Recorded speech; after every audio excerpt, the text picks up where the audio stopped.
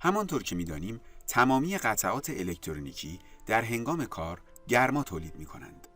رایانه‌ها نیز از این نظر مستثنا نیستند و در هنگام کار گرمای زیادی را تولید می‌کنند. اگر این گرما به محیط آزاد هدایت نشود، باعث سوختن قطعات، خصوصاً پردازنده و کارت گرافیکی می‌شود. برای هدایت گرمای تولید شده که به وسیله قطعات مختلف داخل کیس تولید می‌شود، به محیط بیرون از فن استفاده می‌شود.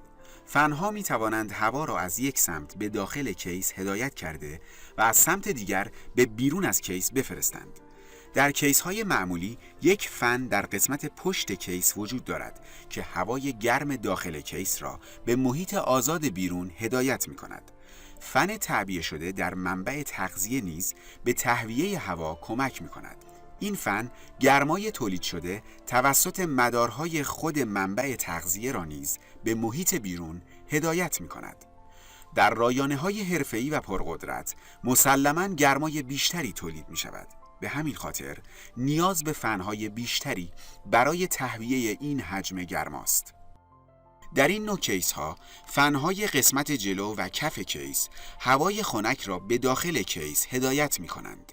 این هوا به قطعات رایانه که هنگام کار گرم می شوند برخورد کرده، مولکول‌های هوا گرم شده و به وسیله فن‌های قسمت بالا و پشت کیس هوای گرم به بیرون از کیس هدایت می شود.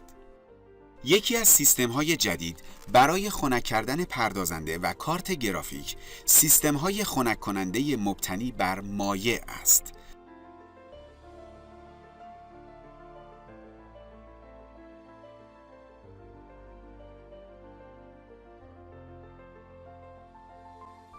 طرز کار این سیستم به این صورت است که یک پمپ مایع خنک کننده را به وسیله شلنگ‌های پلاستیکی از مخزن به سمت پردازنده و کارت گرافیک پمپاژ می‌کند.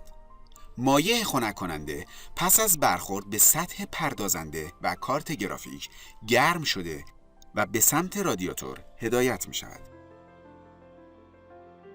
این مایع در رادیاتور به وسیله فن‌ها دوباره خنک شده و سپس مایع خنک شده به سمت مخزن هدایت می شود و این چرخه ادامه پیدا می کند.